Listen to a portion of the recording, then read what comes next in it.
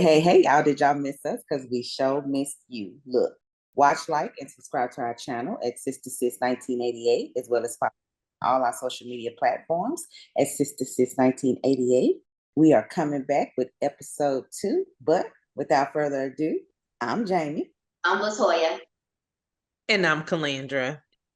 And we are bringing back Mr. Hicks, and we are talking about this thing called love and relationships.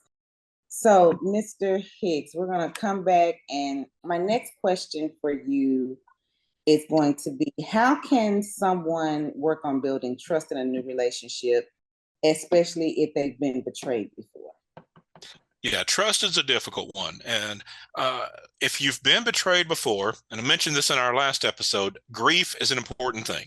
Grief is a healer. And so need to take the time to grieve that and to understand the healing process that comes through grief in order to have healthy relationships going forward and not be defensive and not be always putting up barriers to protect ourselves. But trust is a two-way street. It is both given and it is demanded at the same time. It is required, but it is also given. And you have to do both at the same time. It's this give and take. Because if we just are giving trust blindly, that's not very wise. We can get hurt doing that. There has to be some accountability in that as well. But trust at the same time is something that we can give, but we also demand certain amounts of accountability at the same time. That is a give and take, that it's both given and received. And so if we just give it blindly, we're probably going to get hurt.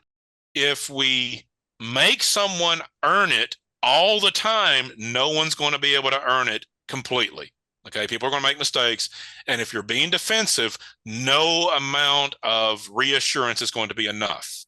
And so it has to be earned, but it also has to be given simultaneously. And so give enough to allow the person to earn it. Give enough to allow the person to earn it. I was just going to ask you to repeat that. Give enough to allow the person to earn it. Okay. Yeah. If we give enough, not blindly, but give enough and allow them to earn it, and we give more and it's earned, and there's this back and forth, you can build a really strong level of trust, even if you've been hurt before. I don't think that people should just trust blindly, particularly if they've been hurt before, because they may need to learn some about their own judgment of people and their own boundaries with people. But it can't be earned 100% if you're not willing to give it. There's no way someone can earn your trust that you're not willing to give. So give enough for that person to earn it, and do that back and forth over time, and you can build it. It takes time, and that's okay. Okay, so what are the first steps someone can take to start healing from, past, trauma from a prior relationship? The first steps there is love to love yourself. That's always the first step. Learn to grieve the past. Always important. And then learn to do practical things. Because if we've been hurt before, it's probably on an emotional level. And that grief process is going to help heal that. But one of the things that we can do as we're learning to build relationships is to learn the practical side of relationships. Many people jump into the emotion of it, and there's nothing wrong with that. That's the fun part of that emotional connection and feeling good and all the kind of great things that go along with relationships. But if we're ready to start really building relationships, one of the things that I often say is that emotion brings us together, practicality keeps us together. You may have heard someone say, I love them, but I just can't live with them. And if we've been hurt before, that may have been the case, that we allowed ourselves to be emotionally connected with someone that we truly cared about, but we got hurt in that relationship because the practical things weren't being taken care of. And so the practicality is learning to live together well. And that means a lot of things. It means learning to communicate. which is a learned skill set. Learn to talk to each other, whether that's a spouse, whether that's in families, friends, coworkers. Communication is key. Learn, especially within a family or a partnership or a marriage, learn to deal with finances. That's not the fun part of life, but you have to learn how to discuss finances and live together well in a household. Take care of your mental health. Things like depression and anxiety, they not only take a toll on our personal life, they take a toll on our relationships, and those things are treatable. There is good help for those things. And so work on the practical aspects of living together well. Everybody knows about the emotional side of relationships, or at least we kind of come natural to that, and we talk about it a lot. But, you know, they don't really make romantic comedies about the sensible guy that makes good decisions. And so we don't really talk about the practical side of love. If you're wanting to build great relationships, you have to love yourself. You have to grieve the past if you've got hurts, and then focus on dealing with the practical side of relationships to live together well. Okay. All right. Mr. Mark, it seems like you're really passionate about speaking about dysfunctional relationships and how to get through them. What made you so passionate about that?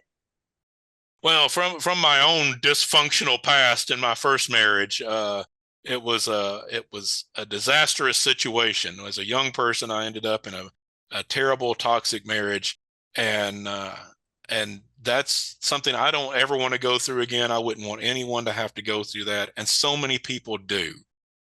So many people, sadly, end up in these bad relationships, even if they've come from a good family, which I did. I enjoyed a wonderful childhood with a great family, but in an early point of my adulthood, I ended up in that toxic first marriage, and I know how painful that is. And so, yeah, it makes me very passionate about trying to help people come out of that, avoid that if they can, and if they've been through it, to know that there is life on the other side, that you don't have to live in these toxic, dysfunctional relationships. And that's one of the things that I do teach in regard to the practical side of love, is that some relationships have to end. And sometimes people are surprised to hear me say that, because I'm a relationship coach and I talk about love, and they think that that's going to be some kind of idealism that everyone can just get along. Well, theoretically, if we're all practicing the right components of love and living that out, then yes, but not everyone does. And abuse is not allowed. No one should live in an abusive relationship. No one should be living in a toxic relationship. We need to understand that some relationships have to end. And part of building beautiful, healthy, happy, thriving relationships is ending the ones that are not, in order to find those that are. Right. Even when it's hard to do, but yeah, it's extraordinarily hard to do. And so, and because it's so difficult, get help. Don't try to do that on your own. Everyone, you know, we go to a doctor if we have a physical ailment. We go to a dentist for our teeth. We go to a mechanic to get our car fixed. Why would we not go to a professional, a coach, a counselor, a therapist, someone that can help us with these emotional struggles, abusive relationships, toxic relationships, grief, all these things that we go through? We're trying to wing it sometimes, or just pick ourselves up and be tough. You know, we don't do that when we have a toothache. We go to a dentist. Why would we do that with our and some people push back on that. That bothers some people, because they say, well, not everybody can afford to go to a counselor. I understand that. I know there's a cost to it. I get it. But there's a cost to going to the dentist too. And some people can't afford to do that, but that doesn't negate the need for a dentist. You're hurting bad enough, you'll figure it out. You'll figure it out. And that's one of the things that needs to be a priority, to figure out where to get the money. And there's sliding scales. I even worked at one time for a church, and a nonprofit hired me to do free counseling for those that couldn't afford. They couldn't even afford a sliding scale. So I was not taking business away from any therapist in town. These are people that absolutely did not have money to even keep their lights on, or to pay their rent, and they were coming to this nonprofit for help. And so they hired me to to provide a free counseling clinic. Some communities do that. There's ways to do it. Make it a priority because, like you said, your tooth hurts bad enough, you'll figure out a way to go to the Figure it dentist. out. Yeah. So Yeah. mental health is the same. Yeah. If we've Mhm. got emotional pain, we need to go to a coach, a counselor, a therapist, someone that can help us grieve, help us work through the past, work through these difficult relationships, and make the decision of when is this a problem in a relationship that can be fixed, and when is this toxic and abusive and needs to end. Right, right, right. All right. How important is self-awareness and self-love in creating lasting relationships? No, it's crucial. It's absolutely crucial, and that's one of the places people really miss because they look for what they like in someone else Mhm. and aren't really aware of what they like about themselves. What's great about us? Mhm. What do we love about ourselves? What do we have to share with the world and to share with the people that we care about? And being aware of our own value and to spend the time and the effort getting to know ourselves and love ourselves is vital for relationships. There is no amount of love someone can give you that will fill the void in your life that if you don't love yourself. It Mm. just can't happen. That's a void only you can fill. That learning to love yourself and be aware of your own value, your own qualities you bring to life, and your own flaws that you need to be aware of as well. That self-awareness of understanding we're not perfect, and there are things that we need to work on, and that's okay. We don't have to beat ourselves up for that. We can just improve it. Right, right. Can you discuss the role of boundaries in maintaining healthy relationships? Yeah, boundaries is a big deal. It's something that's one of the reasons why I do say some relationships have to end. We have to know where our boundaries are. We have to know where we're going to be treated. And it's not kicking people out of our life. It's just saying, I'm going to live here. This is where I live, in this place of healthiness, this place of happiness, this place of thriving. And if you don't want to live here, then you're choosing not to live in my life. You're choosing not to have a relationship with me because this is where I stay. And so we can have that in a lot of different areas. We should all have a policy that we live in an area of in a place of nonviolence. Okay, And right. and so if you want to be violent, then we don't have a relationship. That's your Don't do choice. that over here. Yeah, Yeah, we don't right. do that here. We Yeah. don't have violence in this home. Right. And you're choosing not to be part of this household or part of this family or part of this community if you're going to live in a violent way. That's not hatred. That's not lashing out. That's just saying this is where we live. This is Mhm. where our life is, and you can live your life the way you want to live it, but you're not going to live it with me. Right. You're not going to live it with us in our community if this is a life you choose to live. And that's what boundaries are. It's not kicking people out. So many people feel like, well, I can't set boundaries with my friends, my family, my children, because, I can't kick them out of my life. No, that's not what we're asking you to do. We're saying, let them make the choice. You live in a healthy, happy, thriving, healthy place.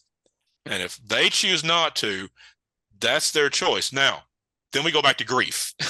Because that's gonna bring grief if our adult children, if someone we care about, a family member, a friend chooses to live a different life, there's going to be a grief process to that. And so that's again having to go back to how do we grieve to stay in that healthy place, to grieve that relationship that was lost. But we're going to have a much more to grieve if we allow people to violate those boundaries and bring unhealthy things, bring violence, bring toxic behavior into our life. We're going to lose a lot more. Right, right. I think all of us have been in that place before where we kind of feel stuck, like with the unhealthy patterns. Like, what would you advise? What tips would you give to those individuals that feel like they're stuck in an unhealthy relationship? The first thing I would say is just what I said a minute ago: get a counselor, because when the reason we feel stuck is that when we have these struggles in our mind, it just tends to spin. We dwell on it. We ruminate on it, especially at night. Sometimes it'll keep us up at night and our thoughts are just spinning. We go over it and over it and over it. And it's amazing what happens. People say, well, what's a counselor going to do? Is that what difference does it make if I talk about it? And I always say, don't knock it till you've tried it. It's amazing what happens when you say stuff out loud to someone who's not emotionally invested in it. Yeah, right. To family or friends that love you and care about you and are already emotionally invested, it's a little different reaction. When you say it to a counselor, a coach, a therapist who's not emotionally invested in that particular aspect of your life, and you say things out loud, you have to articulate it. It's amazing how much clarity there comes from that. And then when you start getting feedback from a counselor, you start getting some ideas and they won't tell you what to do. No counselor is going to tell you what to do, but give you ideas to think about, perspectives. It is amazing how our minds can get out of that stuck place. When you're feeling stuck, the first thing you need to think about is, who do I need to talk to? Who can I find to talk with? And that's why I said you need to have a counselor, just like you have a doctor. Have them on. You don't have to see them every week. We don't go to our doctor every week. Maybe you need to, and that's fine. But if you don't, just make sure you have one. Have one you can call. And when you get that stuck feeling, that's the feeling you need to go, should drive you to go talk to someone to work out a path forward. There's always a path forward. That's important to understand. That feeling of being stuck is a feeling. It's not reality. There is no such thing in life of being stuck. There's always choices. There's always paths forward. We just can't always see them. And so the feeling of being stuck needs to be the kick forward to go to a counselor and start finding those paths forward. I think you mentioned earlier on that you do relationship counseling. Is that what you said? I do relationship coaching and speaking, workshops, a number of different things on my website, which is markahicks.com. Make sure you get my middle initial in there.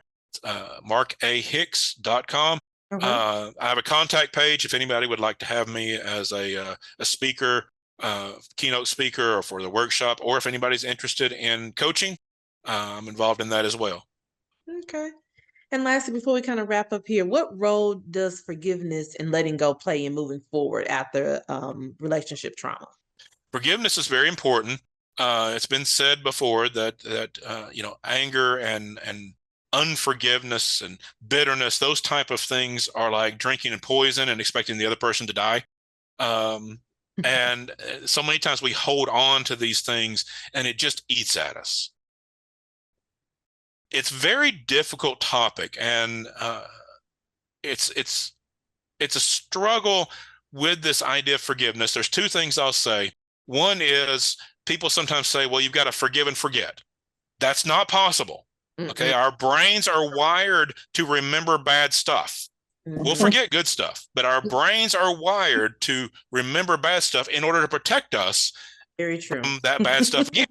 And so it is a cognitive neurological function. And so unless we have a brain damage of some kind, unless we have something like Alzheimer's or dementia, then we forget things. Our mind starts to lose that ability. But until then, we will remember bad stuff that happens to us, tragic things and traumatic things that happen. So we can't just forgive and forget. So you're going to remember. That's okay. One of the things that I tell people is forgiveness is a choice, not an emotion. So many times we think when we forgive, we have to feel good about that person. It's not true. That we can't be angry anymore. We have to process that anger so it doesn't eat us, so it doesn't eat away at our spirit. But forgiveness is more about a choice of saying, I may deserve to take vengeance on this person, but I'm not going to. And I'm going to choose that I wouldn't, even if I could. Maybe it's not even in your power to get vengeance, but to make the choice, even if I could hurt them, I won't do it. That's forgiveness. Now, we may still feel angry. We may never speak to that person again. That's boundaries. They may not be a part of our life anymore. We do not have to be friends with people that have hurt us. We don't have to bring them back into our life. Forgiveness does not mean restoration. It means lack of vengeance, that we are not going to seek vengeance. We're going to let that go. Does that mean that we're going to never feel bad about it again? When we think about it, we'll probably feel bad about it. But that's part of grief. Going back to the idea of grief, that we grieve that hurt so that we can heal from that heal those emotions, and go on with our life without that bitterness and that anger. But the first step is to make the choice. I'm going to choose not to seek revenge, even if I could. Okay. All right. Well, Mr. Mark, I think you have definitely left us all with some great gems, probably along with our viewers as well. I think everybody has experienced some sort of dysfunctional traumatic, I should say, relationship. So I think, thank you so much for joining us today. Thank My you. pleasure. Thank you. Well, so Until next time. there is strength in sisterhood. And supporting sisterhood. Bye. Bye. Bye.